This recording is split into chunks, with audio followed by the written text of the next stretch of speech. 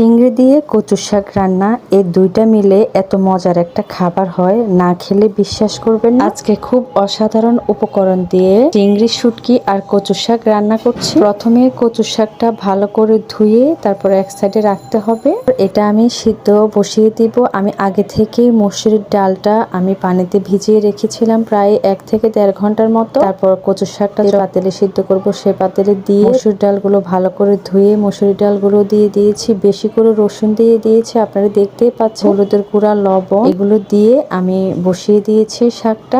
আপনারা দেখতেই পেয়েছেন কি কি উপকরণ দিয়েছি। হ্যালো এভরিওয়ান, আসসালামু আলাইকুম। সবাই কেমন আছে? এটা সিদ্ধ হতে হতে একদম যখন পুরোপুরি সিদ্ধ হয়ে যাবে, ভালো করে ডাল ঘুটনি দিয়ে ঘুটে নিতে হবে। যখন পানিটা একদম শুকিয়ে যাবে ঘুরতে ঘুরতে, তখন কিন্তু নামিয়ে নিতে হবে। পাশে একটা কড়াইতে আমি বড় সাইজের 2টা পেঁয়াজ দিয়ে দিয়েছি। চিংড়ি শুটকিটা দিয়ে আমি রান্না করব, সেটা আমি ভালো করে ধুয়ে তারপর পেঁয়াজের সাথে দিয়ে দিয়েছি, দিয়ে হালকা পানিটা শুকিয়ে নিয়েছি। শুকিয়ে নেওয়ার পর আমি এখানে প্রায় 2 টেবিল চামচের মতো রসুন দিয়ে দিয়েছি, 1 টেবিল চামচের মতো আদা দিয়ে দিয়েছি। তারপর হলুদের গুঁড়া 1 টেবিল চামচ, মরিচের গুঁড়া 1 টেবিল চামচ, ধনিয়ার গুঁড়া 1 টেবিল চামচ দিয়ে আমি মশলাটাকে ভালো করে কষিয়ে নেব। কচু শাকের মধ্যে হলুদের গুঁড়া, মরিচের গুঁড়া এগুলো দিলে খেতে আরো বেশি ভালো লাগে। যখন পানিটা শুকিয়ে যাবে, পানিটা দিয়ে যখন আমি মশলাটা কষিয়ে নিয়েছি, চিংড়ি শুটকির যে মশলাটা, তখন ভালো করে কষিয়ে নেওয়ার পরে আমি এখানে যখন পানিটা শুকিয়ে যাবে, তখন শাকটা যে আমি ডাল ঘুটনি দিয়ে ঘুটে রেখেছিলাম সেটা দিয়ে দিয়েছি। তো আপনারা দেখতেই পাচ্ছেন শাকের পানিটা কতটা শুকিয়ে গিয়েছে। শাকের পানিটা ভালো করে শুকানোর পরে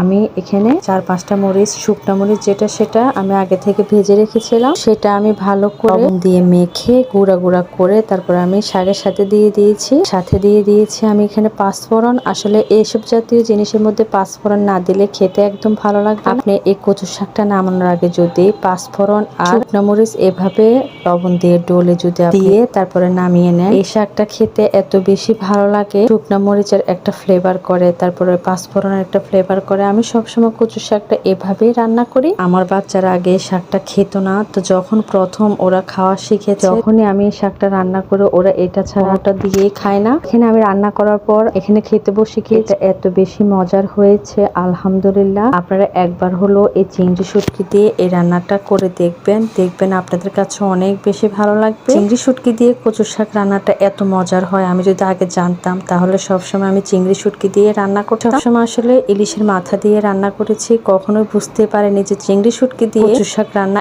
এত বেশি টেস্টি হয়। যারা খাননি একবার হলো আমার খাওয়াটা দেখে বুঝতে পারছেন যে কতটা টেস্টি করে খাচ্ছি, আলহামদুলিল্লাহ। সবাই ভালো থাকবেন। সবাইকে আজকের মতো শুভরাত্রি, আল্লাহ হাফেজ।